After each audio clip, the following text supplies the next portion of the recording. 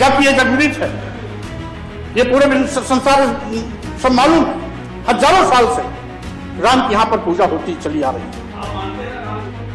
आयोजक भी भारतीय जनता पार्टी, मुख्य अतिथि भी भारतीय जनता पार्टी, व्यवस्था करने वाले विश्व हिंदू परिषद, आरएसएस, इन तीन के अलावा कौन था? मैंने महामहिम राज्यपाल जी का भाषण पढ़ा और जिस तरीके से पढ़ने के बाद पता लगा उसमें केवल सरकार का गुणगान है जो जमीनी हकीकत से कोसों दूर है। सबसे पहले महामहिम राज्यपाल के भाषण के पृष्ठ 1 पर बड़ी वाहवाही लूटी गई है रामलला प्राण प्रतिष्ठा का। ऐसा लगता है जैसे भारतीय जनता पार्टी की सरकार के पहले रामलला थे ही नहीं। एक और कहा जाता है कि देश के करोड़ों करोड़ों आराध्य के भगवान है श्री राम और भारतीय जनता पार्टी उन करोड़ों करोड़ों लोगों की भावनाओं को आहत कर ऐसा ड्रामा कर रही है कि जैसा कि लगता है कि राम को हम लाए हैं, जबकि ये जगविदित है, ये पूरे संसार सब मालूम है, हजारों साल से राम की यहां पर पूजा होती चली आ रही है। और जब राम की हजारों साल से पूजा चली आ रही है तो उसमें प्राण प्रतिष्ठा का प्रश्न कहां से उठता है?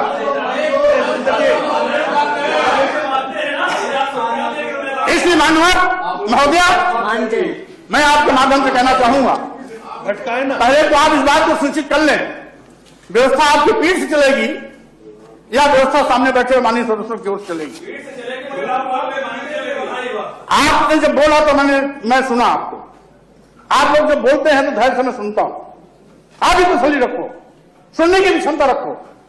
और रही बात आप अपने महोदय, मैं आपसे कहना चाहता हूं, आप प्राण प्रतिष्ठा वो तो भारतीय जनता पार्टी का कार्यक्रम था। वहां देश के सारे श्रद्धालु भगवान राम को मानने वाले सारे के सारे करोड़ों करोड़ लोगों को वहां रोक दिया गया था। आयोजक भी भारतीय जनता पार्टी, मुख्य अतिथि भी भारतीय जनता पार्टी, व्यवस्था करने वाले विश्व हिंदू परिषद, आरएसएस, इन तीन के अलावा कौन था? वो कोई सांस्कृतिक कार्यक्रम नहीं था, वो कोई सरकारी कार्यक्रम नहीं था, वो भारतीय जनता पार्टी, आरएसएस और विश्व हिंदू परिषद का कार्यक्रम था। यहां के लोगों को रोक दिया गया, जो भगवान राम को आराध्य मानते हैं उनको रोक दिया गया। जिन लोगों ने कभी रामलला तो भाजपा के कार्यक्रम वहां राम मंदिर बनवाने का तो कोई दिक्कत नहीं होनी चाहिए। सपा के कार्यक्रम कोई आते हैं अधिष्ठाता महोदय को हम लोग बहिष्कार कर जाते हैं। आप लोग अपना भाषण सुनिए और सुनाइए। ये तरीका बिल्कुल गलत है। देखिए ऐसा है और आप रोक नहीं लगा पा रही हैं। आप बैठिए, आप रोक नहीं लगा पा रहे हैं। आप क्यों नाराज हो रहे हैं? आप बैठिए, आप बैठिए, आप सदन को आप भी बैठिए। देखिए एक बात सुनिए, पहली बात तो त्रिपाठी जी पढ़े लिखे हैं। देखिए ऐसा है, एक शब्द भी अपशब्द आया हो तो उस शब्द को बता दे। सच चीज कहना, सत्य का भाषण करना आप गाली कैसे मानते हैं? अरे और इस तरीके से आप अपनी बात कहिए। रही कार्यक्रम की बात, जब वो भारतीय जनता पार्टी की सरकार में हुआ और उन लोगों ने किया तो फिर किया, तो दूसरा कौन करेगा? नहीं, जो आप क्यों उस पर टिप्पणी कर रहे हैं? टिप्पणी मत करिए उस पर। राम जन्मभूमि टिप्पणी करना हो रही है, किसी पार्टी का कार्यक्रम नहीं था। सरकार है तो सरकार ने कार्यक्रम किया। आप लोग बैठे जब रामलला हजारों साल मान्य साल से पूजे जा रहे हैं तो अरबों खरबों रुपया खर्च करके दोबारा प्राण प्रतिष्ठा करने का औचित्य क्या था? मैं इसको सवाल उठाता हूं। और महोदय, मैं ये भी कहना चाहता हूं, आप देश में लाखों करोड़ों नौजवान बेरोजगारी की क्राइसिस झेल रहे हैं। सरकार के पास नौजवानों को नौकरी देने के लिए पैसा नहीं है। साथ ही साथ आज कई लाख की तादाद में वित्तहीन शिक्षक हैं, उनको मानदेय देने के लिए सरकार के पास पैसा नहीं है। शिक्षा मित्रों की मानदेय को बढ़ाने के लिए सरकार के पास पैसा नहीं है।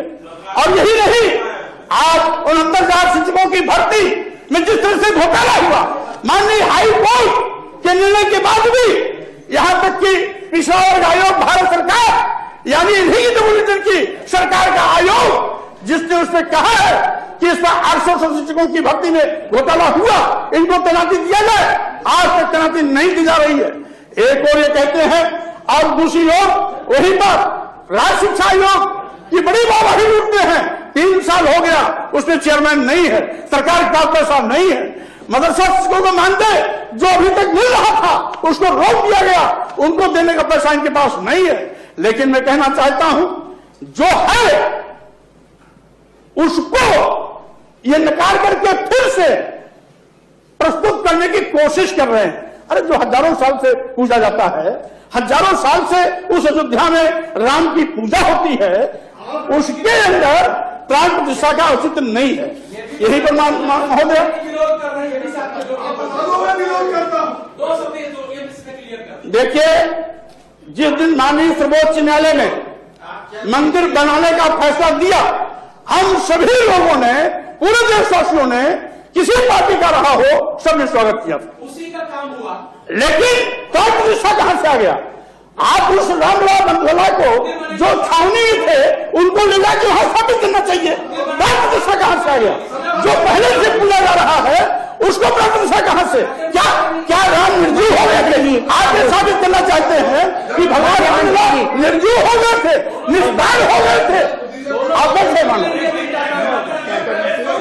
जिस दिन माननीय सर्वोच्च न्यायालय ने मंदिर बनाने का फैसला दिया, हम सभी लोगों ने, पूरे देशवासियों ने, किसी पार्टी का रहा हो, सबने स्वागत किया। उसी का काम हुआ। लेकिन प्राण प्रतिष्ठा कहां से आ गया? आप उस रामलाल बंधुला को जो छावनी में थे उनको ले जाकर वहां स्थापित करना चाहिए। प्राण प्रतिष्ठा कहां से आ गया? जो पहले से पूजा जा रहा है उसको प्राण प्रतिष्ठा कहां से? क्या राम निर्जीव हो गए थे? आप ये साबित करना चाहते हैं कि भगवान राम निर्जीव हो गए थे, निष्पाल हो गए थे? आप कैसे मानो? माननीय अधिष्ठाता माननीय अधिष्ठाता और क्या माननीय मैं आपके माध्यम से कहना चाहता हूं, माननीय अधिष्ठाता महोदय, प्रतिष्ठा पुरातन पद्धति है, ये कैसे कर सकते हैं? माननीय अधिष्ठाता महोदय, अगर प्राण प्रतिष्ठा में आपत्ति थी तो इनको हाईकोर्ट जाना चाहिए था। माननीय स्वामी प्रसाद मौर्य जी, कृपया ये वाली टिप्पणी इस तरीके की न करके अपना बाकी भाषण करिए। माननीय ये मंदिर के ऊपर टिप्पणी करना उचित नहीं अधिष्ठाता है। महोदया जी, कौन सी मेरी टिप्पणी आपत्तिजनक है आप बता दें, इंगित कर दें। अगर कोई आपत्तिजनक टिप्पणी है, माननीय